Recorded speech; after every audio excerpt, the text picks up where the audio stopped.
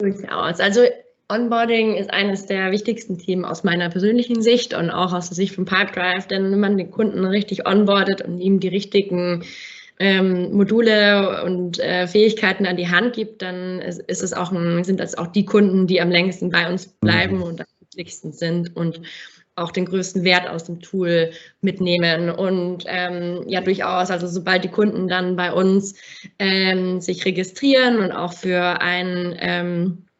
den Trial anmelden, werden unsere Kunden also einer gewissen Unternehmensgröße, also mehr als ein Seed, dann entsprechend auch persönlich betreut, also schon mit einer Produktdemo und bekommen dann die Themen auch erklärt.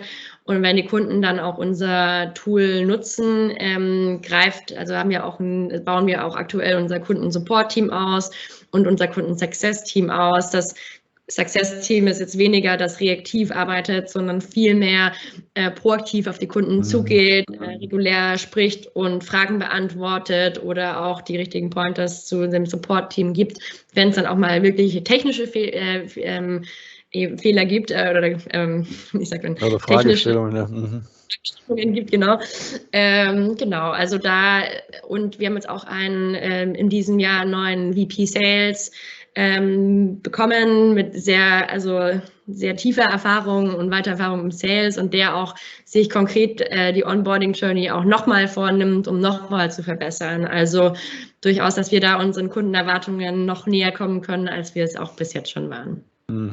Ich bringe das deshalb immer ganz gerne auch in unseren vergleichbaren Interviews wie mit Ihnen heute unter, weil es gibt seit, glaube ich, 1,5 Jahren eine wunderschöne Studie von Oracle, die gesagt hat, mehr oder weniger oder als Ergebnis herausgebracht hat, 66% der 500 Befragten damals, das waren vor allem Inside-Sales-Mitarbeiter, 66% der Befragten würden lieber ihr Bad putzen, als ihre CRM-Software zu pflegen. Und deswegen finde ich diesen Onboarding-Prozess so unglaublich wichtig, dass man eben nicht in dieses Risiko gerät, dass die Mitarbeiter lieber ihr Bad putzen gehen, jetzt im übertragenen Sinne, sondern eben lieber ihr Wissen aus dem Kopf in die Software pflegen oder das Wissen in der Software nutzen, um besser zu verkaufen oder besser zu beraten und das eben möglichst von Anfang an.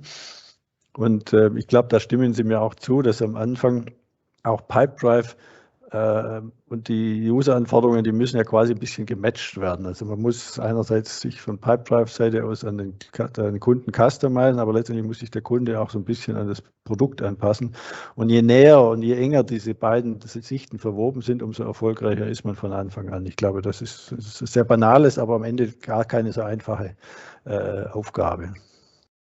Aber durchaus, also ich meine, wir sind ja auch auf dem Weg durch unsere Umfrage zum Beispiel im deutschen Markt, haben wir auch unsere, sagen wir, nächsten oder Sektoren auch priorisiert und man kann da schon sehr viel personalisieren und customizen. Also zum Beispiel, wie sieht denn jetzt mal so eine beispielhafte Pipeline aus von uns und wie kann man die denn anlegen? Ich glaube, das hilft schon sehr, das zu visualisieren und auch mal mit Beispieldaten zu befüllen.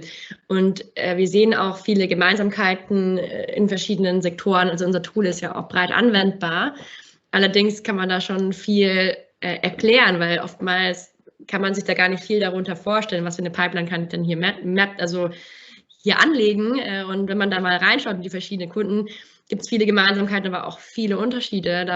Es gibt auch sehr interessante und lustige Pipelines, wo ich mir denke, für was wird Pipedrive hier eigentlich alles verwendet? Es ist schon immens und dass man das Wissen dann einmal kumuliert und sammelt und dann auch systematisch den Kunden dann gibt und an die Hand gibt, kann ich mir persönlich, wenn ich Kunde wäre, würde ich das sehr hilfreich, sehr hilfreich empfinden.